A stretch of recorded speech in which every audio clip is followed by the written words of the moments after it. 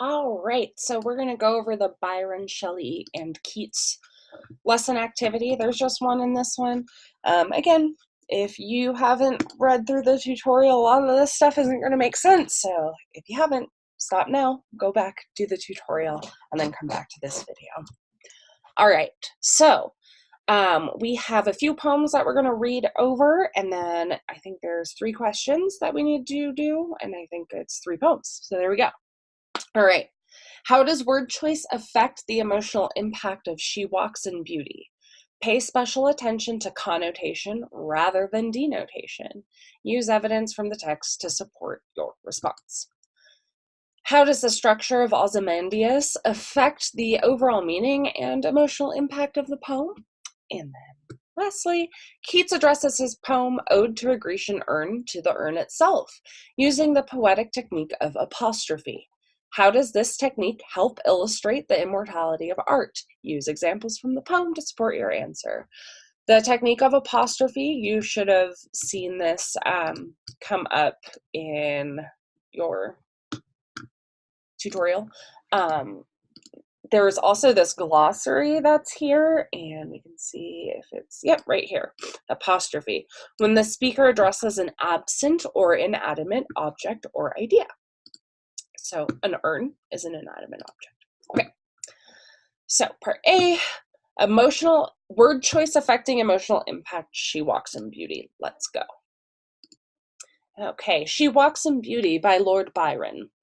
She walks in beauty like the night of cloudless climes and starry skies, and all that's best of dark and bright meets in her aspect and her eyes, thus mellowed to that tender light which heaven to gaudy day denies. One shade the more, one ray the less, had half impaired the nameless grace which waves in every raven tress, or softly lightens over her face, where thoughts serenely sweet express how pure, how dear their dwelling place.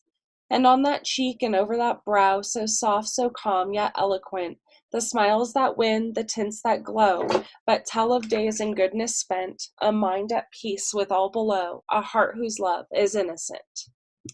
All right. So if we're looking at word choice affecting the emotional impact of a poem, so welcome my cat to the class. She decided she needed to be on video. This is Annabelle. Okay, so we're looking for words that make us think about, what are we thinking about? There we go. Okay, we are emotional impact. So, and we're looking at the connotation of the words. So emotional impact, this is a love poem, okay? So let's, I guess I don't have a highlighter. So I guess I'll just draw squiggles. Okay. So cloudless, starry skies, bright, mellow,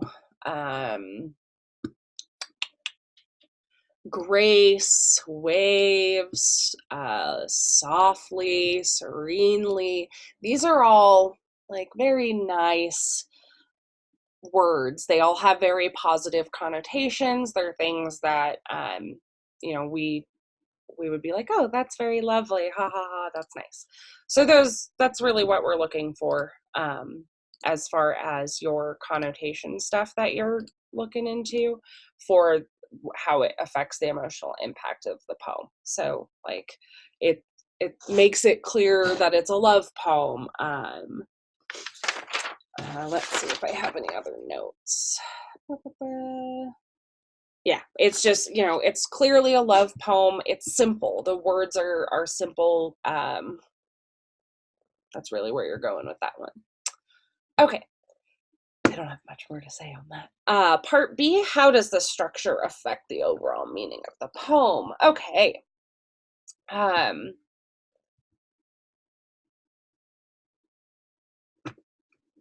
just feel like this is a much longer poem and it's not. Oh, it is. Okay. This is only the beginning of it. That's why I have more. Okay, sorry.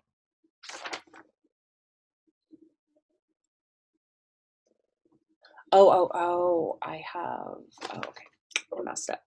Okay, I met a traveler from an antique land who said, "Two vast and trunkless legs of stone stand in the desert. Near them, on the sand, half sunk a shattered visage lies, whose frown and wrinkled lip and sneer of cold command tell that its sculptor well those passions read which yet survive. Stamped on these lifeless things, the hand that mocked them, and the heart that fed, and on the pedestal these words appear. My name is Ozymandias, King of Kings. Look on my works, ye mighty, and despair. Nothing beside remains. Round the decay of that colossal wreck, boundless and bare, the lone and level sands stretch far away." All right, so it's really annoying um, that there is not, like, this quote shouldn't be here. There should be some, like, actual structural differences in the way that this is presented. So what is on the pedestal is this, what I have highlighted right now. And then, so this traveler is telling of this, like, ancient land, and then there's this statue.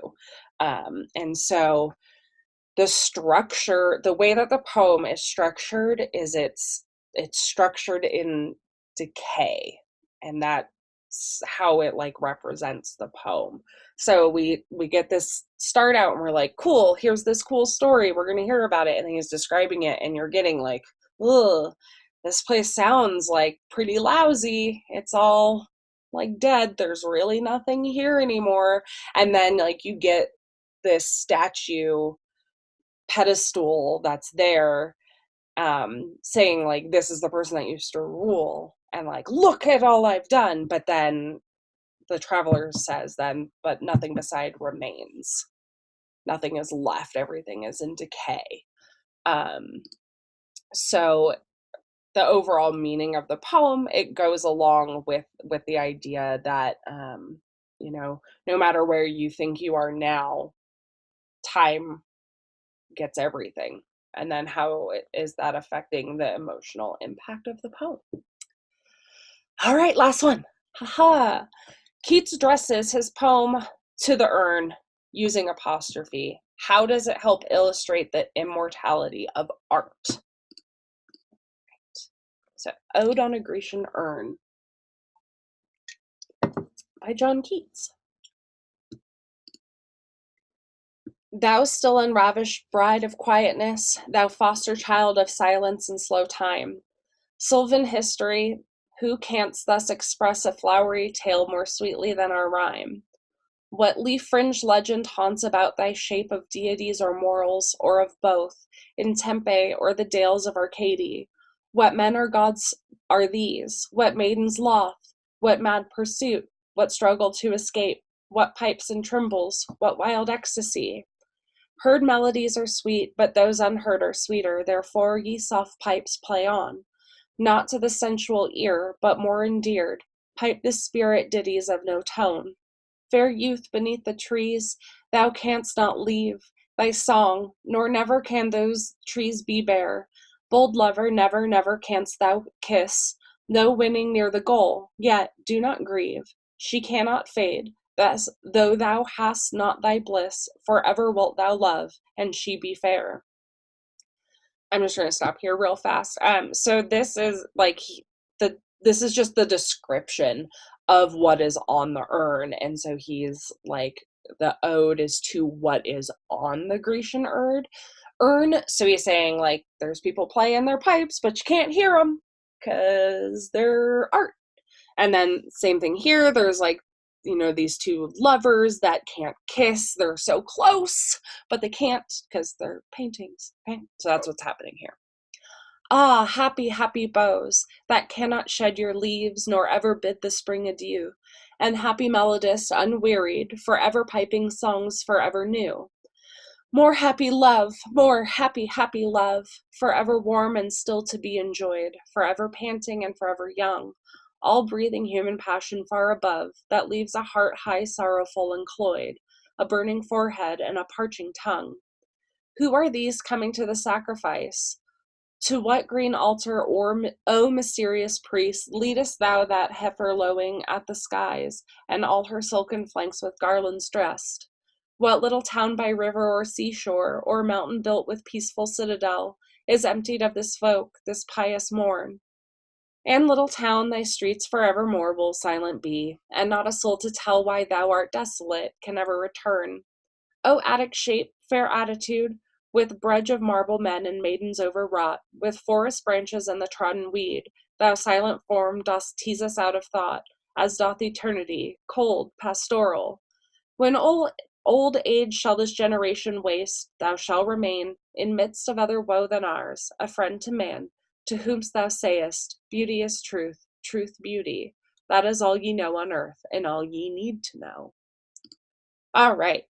So he's writing a poem about an urn, which is a piece of art, and he's saying that, and basically it how does it illustrate the technique of art, the immortality of it, with apostrophe? Well, excuse me, not only does the art exist, but other art was created about art.